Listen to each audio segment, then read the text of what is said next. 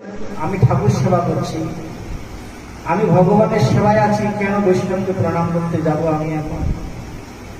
আমি তো এখন ভগবানের অর্চন করছি।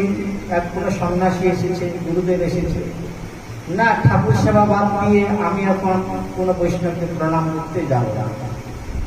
তাহলে এটাই হচ্ছে কনিষ্ঠ ভক্তের অপরাধ। কেন কনিষ্ঠ ভক্ত বৈষ্ণব বিগ্রহ সেবা করছেন, বৈষ্ণবকে সেবা করছেন না, হ্যাঁ, বৈষ্ণবকে পূজা করতে পারছেন না, এত অপরাধ হয়ে যায়। তাই রামদাস তিনি প্রধান্বিত হয়ে গেলেন, ক্রোধ করে বলছেন, এই তো দ্বিতীয় সুত রোমহর্ষ নাম, বলদেব দেখি যে না করল প্রত্যাদিগম লোমহর্ষ। হ্যাঁ, সুত গোস্বামী তার পিতা ছিলেন, তো লোমহর্ষে তিনি বেজ আসনে বসেছিলেন। এরকম বেজ আসনে বসে আছেন। বলরাম তীর্থ ভ্রমণ করতে করতে নৈমিষারণ্যে কি উপস্থিত হয়েছে।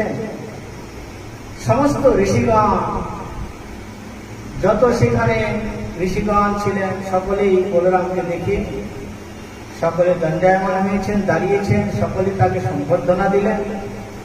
কিন্তু সেই রোমহর্ষ তিনি কি করলেন? তিনি ব্যাজ আসনে বসে আছেন না। তিনি ব্যাজ আসন শ্রেষ্ঠ আসন, এই আসনে বসলে উঠতে নেই।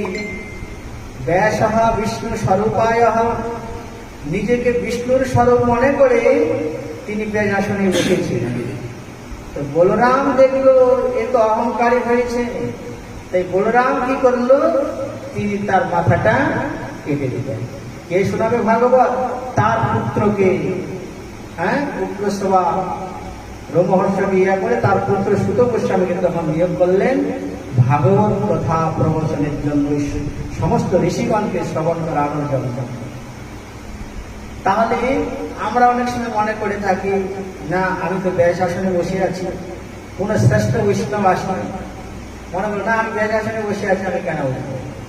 তাহলে কোন শ্রেষ্ঠ বৈষ্ণব, শ্রেষ্ঠ ব্যক্তি, শ্রেষ্ঠ কোন জন আসলে যে যে অবস্থাতেই থাকি না কেন, সেই অবস্থা থেকে তাকে সম্বর্ধনা, তাকে আপ্যায়ন, তাকে ভক্তি দণ্ডবত প্রণাম করতে হবে, না করলে অপরাধ হয়ে যাবে। বোঝা গেছে?